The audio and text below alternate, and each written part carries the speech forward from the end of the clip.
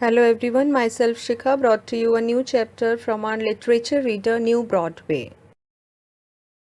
Have a look on the story A Tiger in a School. The excerpt below is taken from R.K. Narayan's novel A Tiger for Malgudi. The story set in and around Malgudi is essentially an autobiography of a tiger who is more than just a tiger. At first, he sees human beings as puny and unintelligent till one day he is caught and made to work in a circus. He now starts fearing human beings and obeying them. One day he breaks free and new phase in his life begin when he comes in contact with a holy man.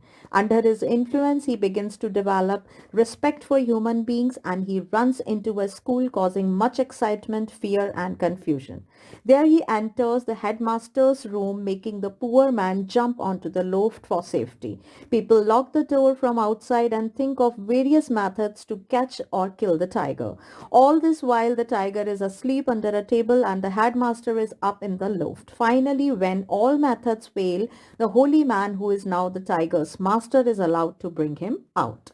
So this chapter is a part from the novel A Tiger for Malgudi, and it is presented as if it is written by a tiger itself, and that is why it is an autobiography of a tiger in which its journey from a wild to captured animal, that how it is worked in circus and then one day is stuck in an school, and how the company of a holy man changed his negative thoughts about humans into the positive thoughts.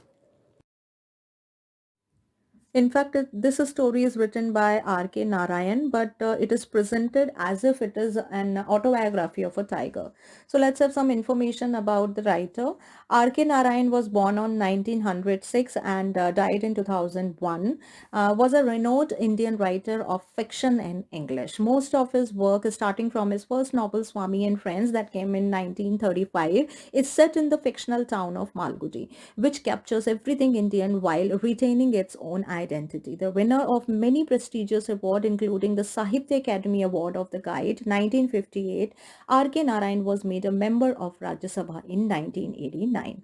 So he was basically a writer of fictional stories. Fiction is called means they are not real stories, but based on some character that are the imagination of your mind. So R.K. Narayan was really a brilliant writer, as well as the Sahitya Academy Award winner and a member of Rajya Sabha.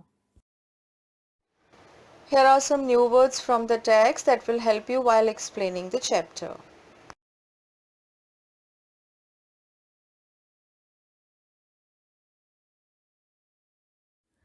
Here the story begins. The door opened quietly and my master entered, shutting the door behind him. I dashed forward to kill the intruder, but I only hurt myself in hurling myself against the door. I fell back. Intruder means a person who is not wanted somewhere, means if the person enters without permission. Hurling means throwing forcefully. Since the narrator of the story is a tiger, so throughout the story when these type of personal pronouns are coming, it means tiger is speaking those words. So story starts when Tiger's master silently opened the door and entered inside. Tiger pushed the door forward to kill the man who entered without permission, but it only threw itself against the door and fell down. Tiger wanted to say that it was locked alone in the room, but when the master entered suddenly, then it tried to hit him. He was not there. Though the movement ago I had seen him enter, I just heard him say, understand that you are not a tiger. Don't hurt yourself. I'm your friend.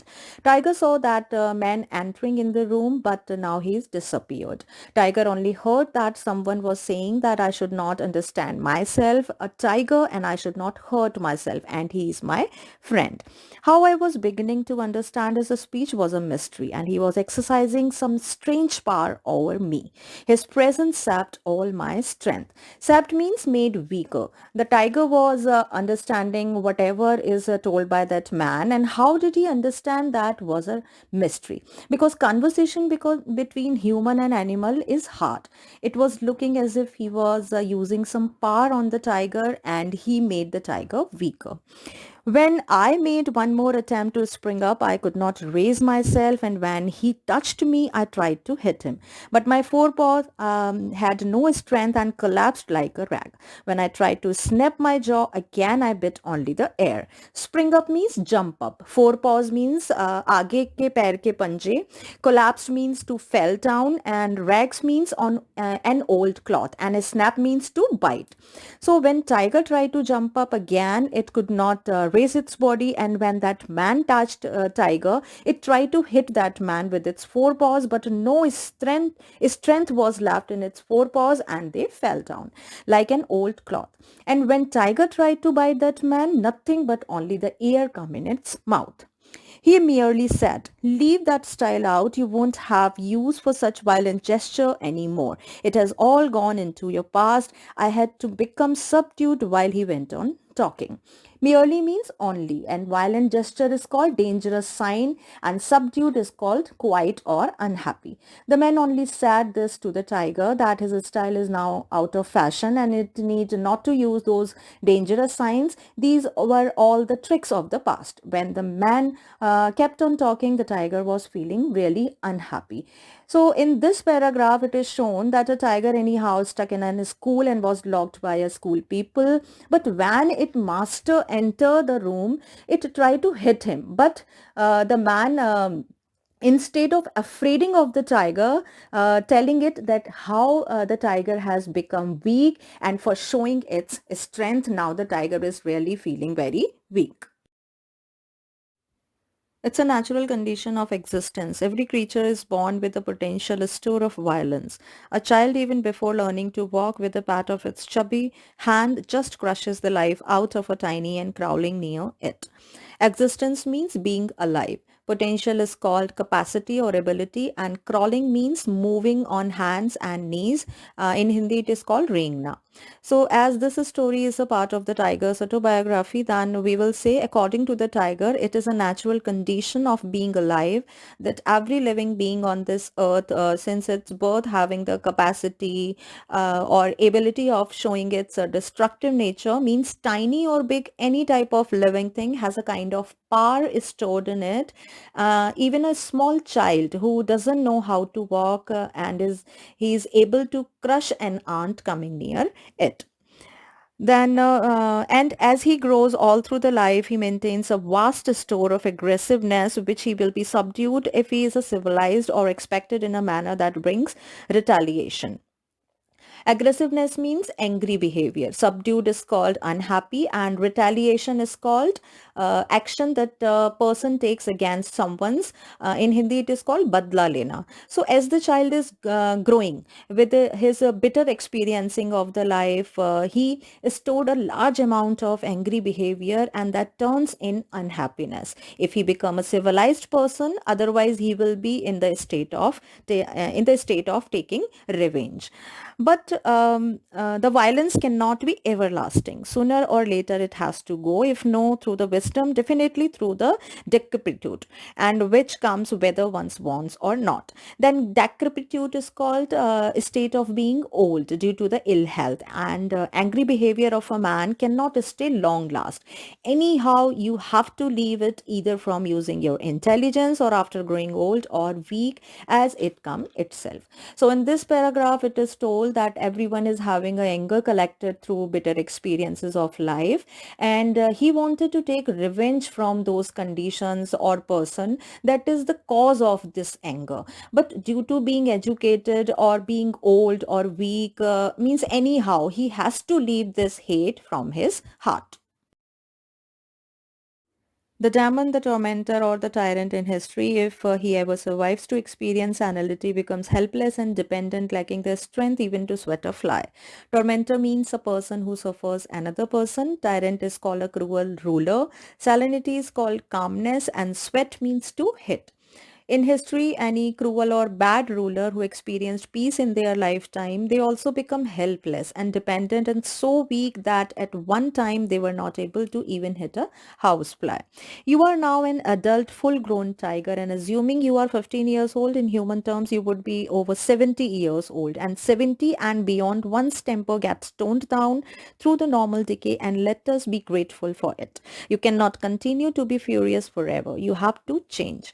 Temper means anger. Furious is called violent. So the tiger is an adult tiger now, and if we suppose its age than it is 15 years old, means in the terms of age of human, it is more than 70 years old. Until this age, any anger of the person itself goes down, and we should be grateful for it. And like the tiger cannot keep its violent behavior in this age, and it has to be become change. At this point, someone of the other side of the door called, "Sir, Swamiji, are you all right?" "Yes, I am. Don't you hear me talking?" "Whom are you talking to, sir?" To a friendly soul, he said. "Do you mean the headmaster? Is he safe?" At this time, someone from the outside of the door asked Swamiji that, "Is he all right?" Then Swamiji replied, "He is all right." And can't he hear him talking means, if he is talking, it means he is fine. Then the person from the outside asked that to whom he was talking. Then Swamiji answered that he was talking to the friendly soul, and that person confirmed that, "Is he talking to headmaster?" So in this paragraph, we see that the tiger in his and his master Swamiji were in principal's office, and the schoolman who was standing outside, he was asking about his principal.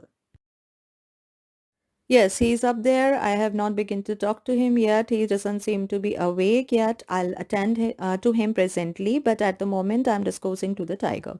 Discoursing means speaking a lot about something. So when the man standing outside asked about the principal, then Swamiji said that the principal is up, and Swamiji has not begun to talk to him. It seems he is not awake, but Swamiji will talk to him. But this time he was talking and giving a speech to the tiger.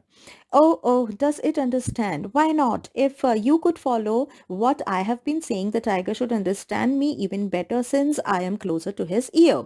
When Swamiji said that he was talking to the tiger, the man from outside asked with surprise, "Does tiger understand your language?"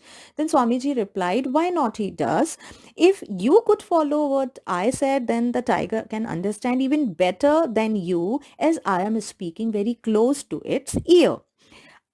Then I let out a roar because I was feeling uncomfortable with something changing inside me. I was beginning to understand, don't ask how. My master never explained to me the mystery of the process of his influence on me.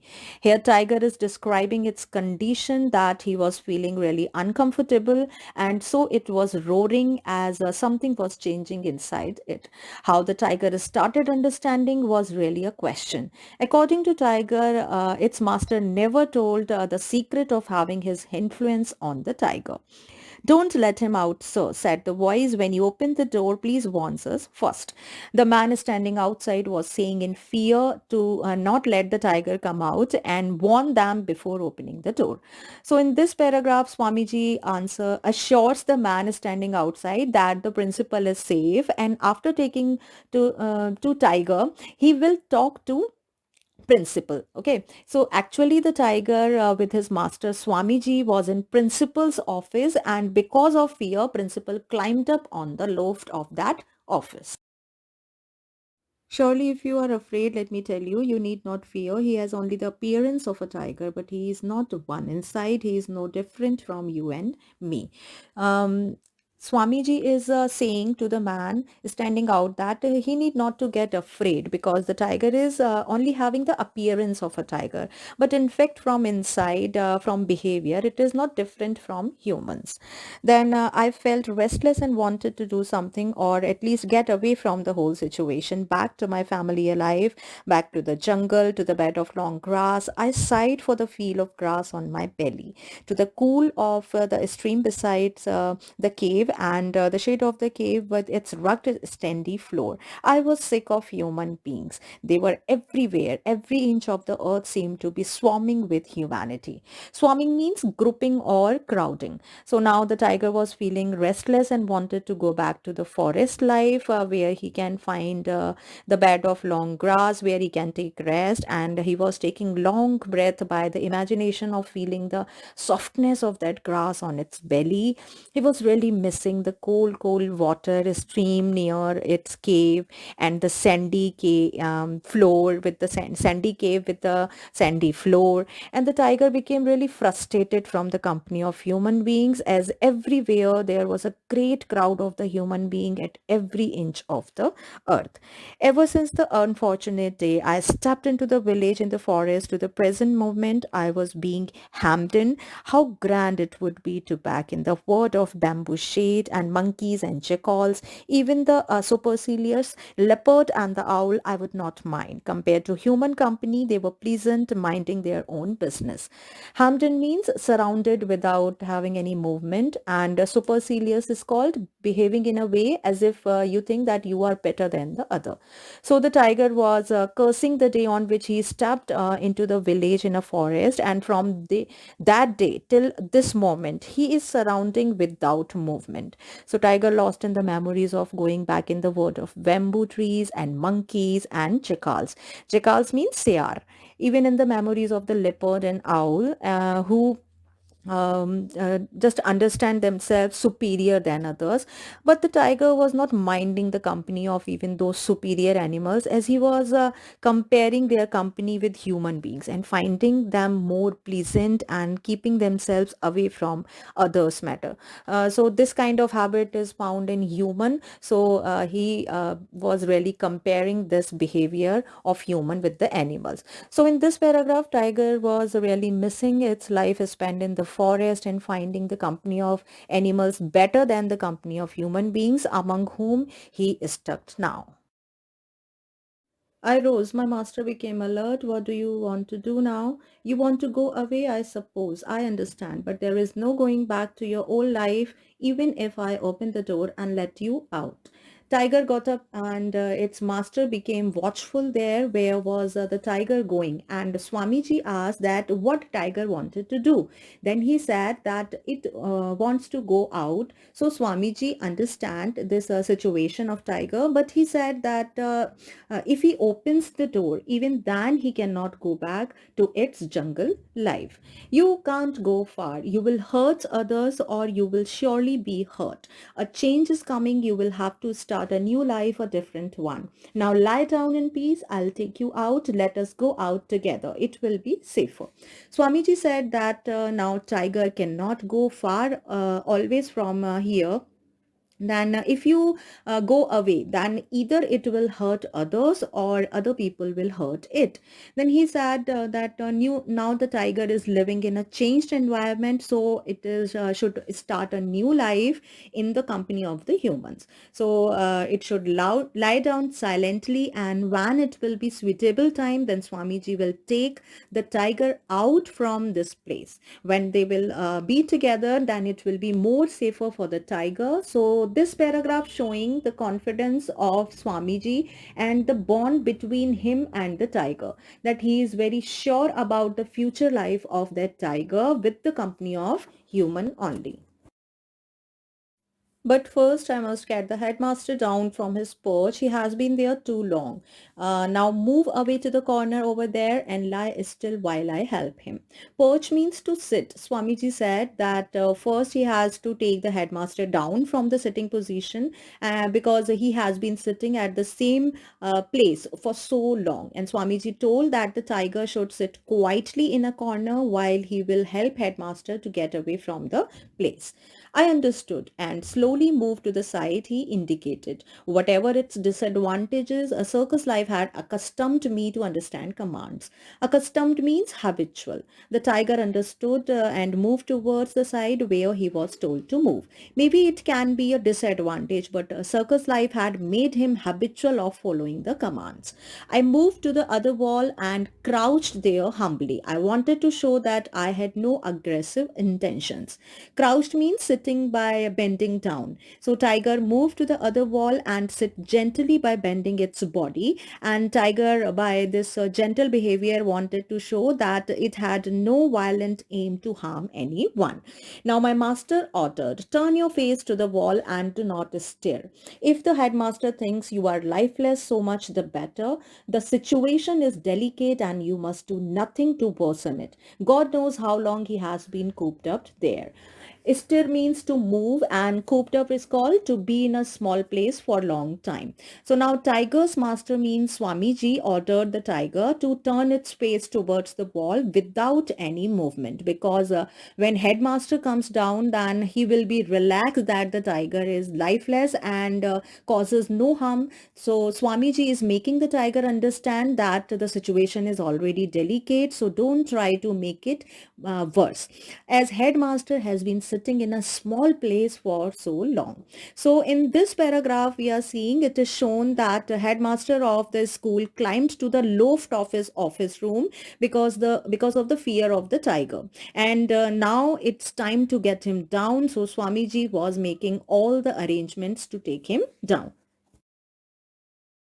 He called out to him, but there was no answer. Then he went up to the door, opened it slightly, and announced, I want a ladder and a person to climb to the loft, wake up the headmaster, and help him to come down. Swamiji called the headmaster, but no answer came. Then he opened the door and told to the people who were standing outside to bring a ladder and send a man who could climb up on the loft, and woke the headmaster up and brought him down. Is there anyone among you willing to fetch a ladder and go up? A subdued discussion arose, and a couple of men came forward to ask, what about the tiger? Where is he? Fetch means to bring, and subdued is called slow or quiet. So Swamiji asked that was there anyone outside who could dare to bring a ladder and climb up on the loft. After it, a slow discussion started among the people. Then two men asked that where the tiger was. You have all improved to the extent of not referring to him as brute or beast, but I'm sorry to know that you still have no confidence in him or me. Let me assure you that the tiger will harm no one. This had no effect on anyone. Swamiji praised them for not addressing the tiger as a wild animal, but he felt sorry as well for not showing confidence in the tiger or him. So Swamiji assured them that the tiger would cause no harm to anyone, but no one had trust on it. There was no response. He said, all right, I'll manage. And he shut the door again, pulled the table into the position and put a chair on it, then another chair and a stool, and went up step by step and reached the loft, saying to himself, how the headmaster reached here will remain a mystery. He grasped the edge of the loft and heaved himself up. Grasped means gripped, and heaved up is called to lift up. Nobody was responding. Finding no answer from outside, Swamiji said that he will manage himself, and after that he shut the door and he pulled a table and kept a chair on it, then one more chair over it, and then at the top he kept a stool, and then he climbed up on the stool by stepping on each chair. And after reaching the loft, he said to himself that how headmaster would have reached till here, it would remain a mystery. He gripped the edge of the loft and lifted himself up. So we see in this paragraph, Swamiji himself climbed up to the loft to take the headmaster down, because nobody else from the school was coming for his help because of the fear of tiger. Presently, I heard him waking the headmaster and coaxing him to climb down. I could not see him coming down, as I had to lie facing the wall. I could only hear movements and words. Coaxing means to influence by pleasing or sweet words, means meethi meethi baatein karna. So this time tiger could hear its master was waking the headmaster up and influencing him by his sweet words to come down. The tiger could only hear the words and the movements, but could not see anything because his face was towards the wall. My master exerted all his power to persuade him to come down. I sensed what was happening and, though curious to watch, did not turn around as I did not want to disobey my master. Exert means apply force, means jor lagana, and persuade is called to influence or to urge, means raji karna. So Tiger's master was applying all his force to urge the headmaster to come down, and Tiger could only feel what was going on. It was very curious to watch everything, but it did not turn its face because its master denied the tiger to look there, and the tiger did not wanted to disobey its master. The first thing the headmaster did on coming down was to cry, "Oh, it's still here." And I heard something scurrying of feet. Scurrying means moving quickly with short step. When headmaster was coming down, the first thing he did was making a cry on the that the tiger was still here, and the tiger could hear that someone was taking quick steps. And my master saying, "Don't look at him, but step down, he will not attack." The headmaster groaned and whimpered and was possibly trying to go back to the loft, at which my master must have toppled the pile of the chairs and pulled him down. Ground means painful sound and whimpered is called fearful sound. Toppled means overbalance and pile is called collection. So Tiger's master said the headmaster not to look at the tiger while stepping down. It will not attack. But the headmaster was making fearful sound full of pain and was trying to go back to the loft. But Tiger's master must have overbalanced the chairs collection and pulled the headmaster down. I heard a thud and guessed that the poor man had landed on firm ground. I could hear him moaning, "It is still there, how can I?" Thud means fell down with a sound, and moaning is called low sound of pain. As Swamiji pulled the headmaster down, they both lost their balance on the chairs, and then the tiger heard a sound as if the poor man fell down on the cemented floor. Tiger could hear his painful sound saying that the tiger is still there. How can he be at the same place? My master kept advising him, "What if it is still there? Don't look at its direction. Turn away your head. Come with me." The headmaster kept protesting, looking a sorry spectacle and still in the coat and turban which he had worn in the morning. Protesting means disapproval, and spectacle is called a surprising situation that attracts your attention. So, Tiger's master kept advising the headmaster that he need not to look in the direction where the tiger is sitting. He should turn away his head and come with him. Then the headmaster kept opposing and stopping himself from looking towards the tiger's side that was grabbing his attention, and he was still in that coat and turban that he had worn in the morning. Turban means pagdi. So now my master propelled him to the door and pushed him out, saying to those outside, "Here he is. Take care of him, not a scratch, only shock." And shut the door again as a medley of comments, question, and exclamations poured into the room. Propelled means to pull someone forcefully in a direction, and medley is called a mixture of the things of different kinds. So Tiger's master forcefully moved headmaster towards the door and told to the people standing outside that here is your principal, take care of him. He did not has a single scratch, but he has only shocked.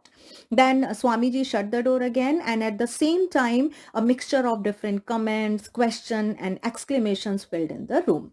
So in this paragraph, Swamiji finally get headmaster down from the loft of his office room and handed over him safely to the school people standing outside. Now he addressed me. "Now turn around, get up and do whatever you like." I stretched myself, yawned and rose to my feet. That was all I could do. I felt grateful, but I could not make out his form clearly. Yawned means opened mouth to get relaxed, means jamai lena. Now Swamiji told to the tiger that it could get up, turn around and do whatever it liked. So tiger stretched its body, opened its mouth to get relaxed and lifted its feet. Now tiger wanted to do all this and he was very grateful to its master for letting him to do all this. And but this was not understand by the tiger, means the real purpose of Swamiji was not understood by tiger. There was a haze in which he seemed to exit, a haze that persisted all through our association. At no time could I be certain of his outline or features except what I could gather from his talk. Haze means a fog or mist, and persisted is called continue to exist, and association is called a group of people. So Tiger was feeling a fog or a kind of mist in which Swamiji seemed to disappear, a fog that was always present between them. So Tiger could not get the real features of Swamiji, and means what about he was talking, or whatever the tiger understood he was following. So here Tiger wanted to say that understanding between the man and animal is not clear. Animals are away from the real features or understanding of a man, but whatever the tiger was understanding, it was following. He said, "Let us go out now. You must realize that human beings, for all their bluster, are timid creatures and are likely to get into a panic when they see you.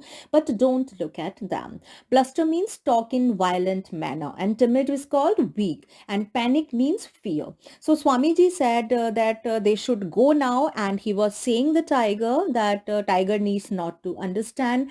Tiger needs to understand this, that the human being in all their violent manners are really a weak creatures, and when they will see a tiger before them, then they will get into the fear, but the tiger needs not to look at them.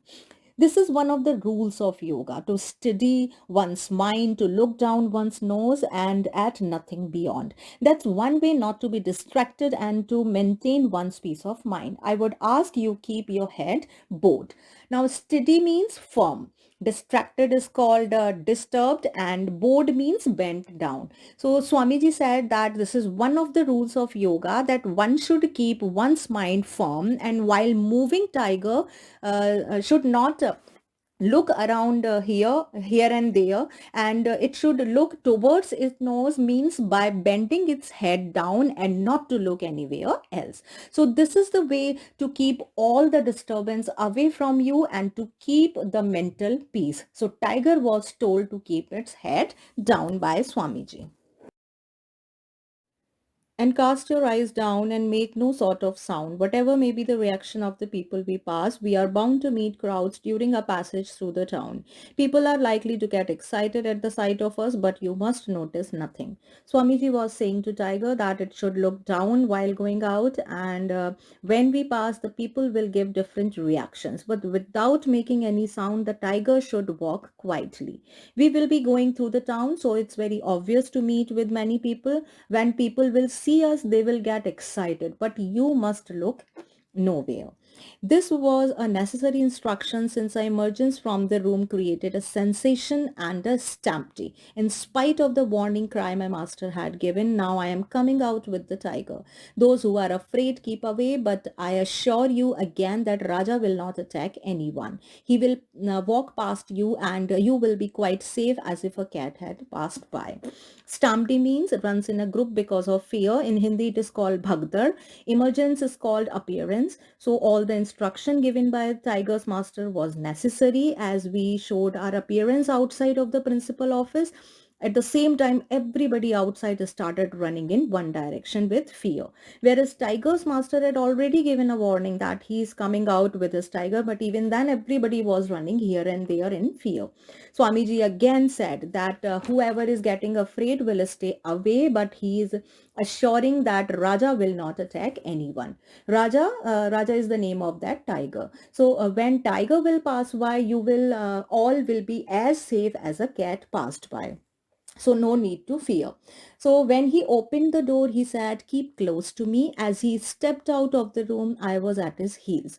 Saw no one, but only heard suppressed, excited comments and whispers from different corners. Then when Swamiji opened the door to walk out, he told Tiger to keep close with him. And as Swamiji stepped out of the room, the tiger was following him and he was not looking anywhere, but could only heard the suppressed and excited comment and talking of the people that was coming in low voice from different corners. The veranda was empty, not a soul in sight with the exceptions of Alphonse lying on the top step. Without a word, my master walked on briskly and we had to brush past Alphonse. So brush past means to come in contact of someone and briskly means quickly. So when they came out, nobody was there in the school veranda. Not a single person was there except Alphonse, who was lying on the top steps. So Tiger's master walked quickly without saying a word as we were going through the same way. So we had to come in the contact of Alphonse. So in this para, we can say that it is shown that Swamiji with his tiger was now out of the room and no one was there on their way except Alphonse, who was one of from the school staff. The breeze of our movement seemed to have blown on his face and he immediately sat up, rubbed his eyes to see clearly, blinked, shook his head and muttered, "Crazy dream," and laid himself down, apparently went back to sleep. Breeze means light wind and blow means to move and apparently is called seemingly. So as they were walking to the on their way, a cool gust of wind seemed to pass by on his face and he immediately got up. Who got up? Alphonse immediately got up on seeing a man going with a tiger. Then he rubbed his eyes, blinked his eyes, and shook his head, and then spoke in a very low voice, "Crazy dream." And it seems as if he again went to sleep. But he sat up again to watch us go. We had gone past him a little way when he cried, "Hey, you bearded one, you again won't leave me alone even in a dream. Ah, what is this?" But soon after, he again got up to watch us going, and we both were on the little way past him, and he cried, "Hey, the man with long beard, you again come? Would you not leave me even in my dream? Oh, what is this?" "Tiger," answered my master. "It is the same one or another one?" asked Alphonse. "Same and another," answered my master cryptically. Now, cryptically means with a hidden meaning. When you are saying something and its meaning is hidden. So when Alphonse asked, "What is this?" Swamiji replied that this is a tiger. And Alphonse asked if that was the same one or the other one. Then Swamiji again answered in a hidden meaning that same or another. So actually, Alphonse is a man from the school staff who was sleeping outside, and when he saw Swamiji and Tiger passed by, then he thought that he was dreaming so far. And for the confirmation, he asked that this was the same tiger who was locked or another one. "How? Oh yes, of course," he muttered, puzzled. "You may touch the tiger if you like." "No, no, go away." He waved us off angrily and resumed his sleep. Resumed means begin again. When Swamiji gave an unclear reply that it is the same as well as another tiger, then Alphonse said, "How?" And then he said, "Yes, of course," but he was confused. Swamiji told him that if he want, he can touch the tiger, but Alphonse said, "No, no." Then he waved his hand towards the um, man and the tiger, but in an angry manner, and went back to his sleep. So this was an interesting incident, or we can say a story in the words of Tiger itself. So with this, we have finally completed this story. I'll see you next time.